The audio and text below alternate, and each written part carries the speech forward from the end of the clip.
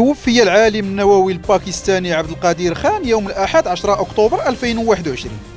وفاته سلطت الضوء على التأثير المذهل لهذا العالم الكبير الذي صنع قنبلته النووية الخاصة من لا شيء في زمن قياسي أذهل الغرب، مقدما نموذجا لكيف يمكن لعالم واحد أن يغير التاريخ ويتغلب على لعنات الجغرافية عبر منح بلده قدرات ردع في مواجهة الهند التي تفوق باكستان 6 مرات في عدد السكان.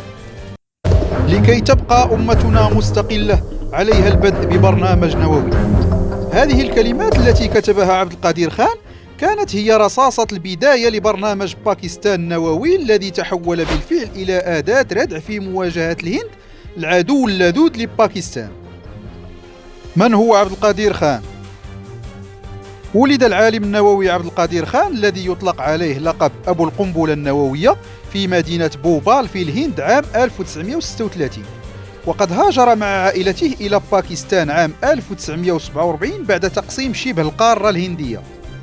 سافر عبد القادر خان لاستكمال دراسته في أوروبا، فالتحق بجامعة برلين التقنية حيث أكمل دورة تدريبية لمدة عامين في علوم المعادن. وفي عام 1967 نال الماجستير في التكنولوجيا من جامعة ديلفيت بهولندا. وفي عام 1972 نال درجة الدكتوراه من جامعة لوفيين البلجيكية في هندسة المعادن. بعدها انضم عبد القادر خان إلى جهود بلاده السرية لتطوير الطاقة النووية عام 1974 بعد أن علم بتجربة الهند النووية. بعد التجربة النووية للهند عام 1974 اعتبر خان أن بلاده تحتاج إلى برنامج نووي خاص بها، فكتب رسالة إلى رئيس الوزراء الباكستاني آنذاك ذو الفقار علي بوتو قائلا: حتى تبقى باكستان دولة مستقلة فإن عليها إنشاء برنامج نووي.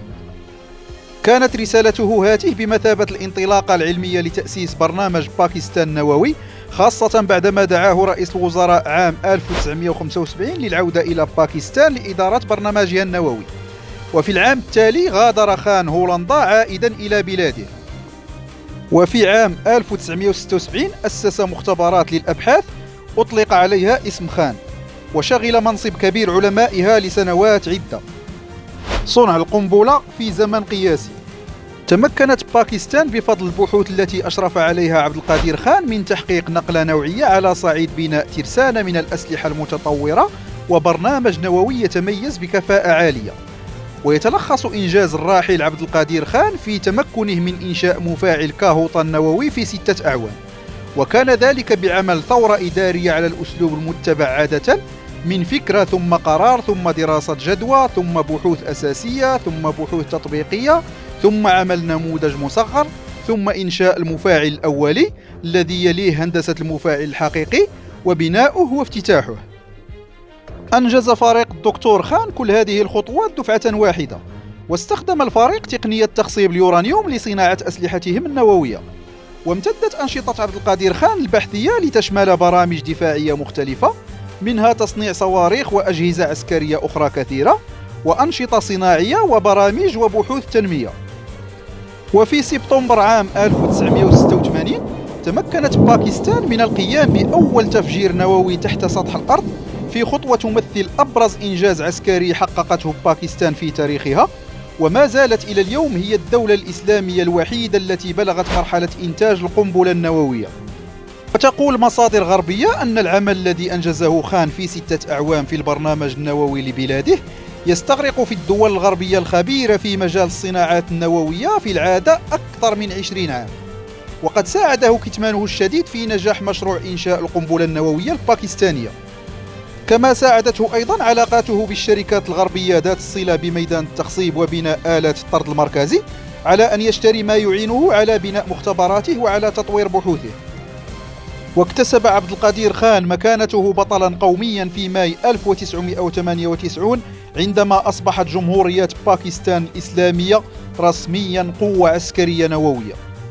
وقال عبد القادر خان أن أهم عوامل نجاح البرنامج النووي في زمن قياسي كان درجة السرية العالية التي جرى الحفاظ عليها، وكان الاختيار موقع المشروع في مكان نائٍ كمدينة كاهوطا أثر بالغ في ذلك، حيث كان الحفاظ على أمن الموقع سهلا بسبب انعدام جاذبية المكان للزوار من العالم الخارجي، وكذلك موقعه القريب نسبيا من العاصمة يسر لنا اتخاذ القرارات السريعة وتنفيذها من دون تأخير.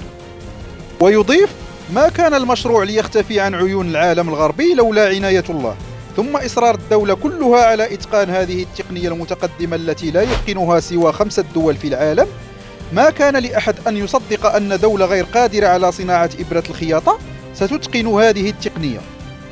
عبد القادر خان من بطل قومي إلى طريق المجتمع الدولي. كانت التجارب النووية لباكستان عام 1998 بمثابة تأشيرة دخول باكستان إلى النادي النووي، واحتفت باكستان ببطلها النووي، وحصل الراحل على وسام امتياز رفيع المستوى للخدمات التي أسداها لبلاده. بعد أن تمكنت باكستان من صناعة القنبلة النووية، أثارت ردود فعل غربية ومورست ضغوط على حكومة إسلام آباد، ورفعت دعوى قضائية ضد خان في هولندا بتهمة سرقة وثائق نووية سرية، قبل أن تسقط المحكمة العليا بأمستردام التهم. وفرضت ضغوط هائلة سياسية واقتصادية على باكستان، ففرضت واشنطن عقوبات اقتصادية عليها. بدأت المتاعب تلاحق أبو القنبلة النووية عبد القادر خان منذ عام 2004، بعدما اتهمه قائد الجيش والرئيس برويز مشرف بأنه يقف وراء انتشار معلومات حول إنتاج السلاح النووي. وواجه عبد القادر خان سلسلة اتهامات بتسريب معلومات ومواد تستخدم في تصنيع القنبلة النووية لدول مثل إيران والعراق وليبيا وكوريا الشمالية وسوريا. ومع الضغوط الخارجية ومطالبة واشنطن باستجوابه، استمر التحقيق بشأن الاتهامات الموجهة له. وظهر خان في 4 فبراير عام 2004 على شاشات التلفزيون ليعترف بتسريب أسرار نووية إلى دول أخرى، نافيا أي مسؤولية عن حكومة بلاده. ووضعت باكستان عبد القادر خان قيد الإقامة الجبرية في عام 2004 بناء على طلب من الولايات المتحدة الأمريكية، وكان يتم فحص أي زائر لمنزله.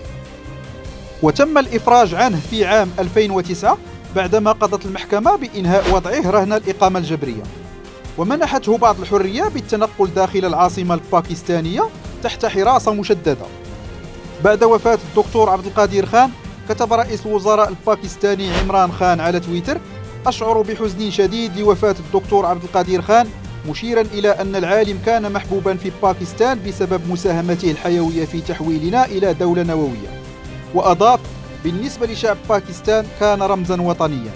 ووصف زعيم المعارضة شهباز شريف بأن وفاته خسارة فادحة لباكستان. شكرا لكم على المتابعة. لا تنسوا دعمنا بالاشتراك في القناة وتفعيل الجرس ليصلكم كل جديد.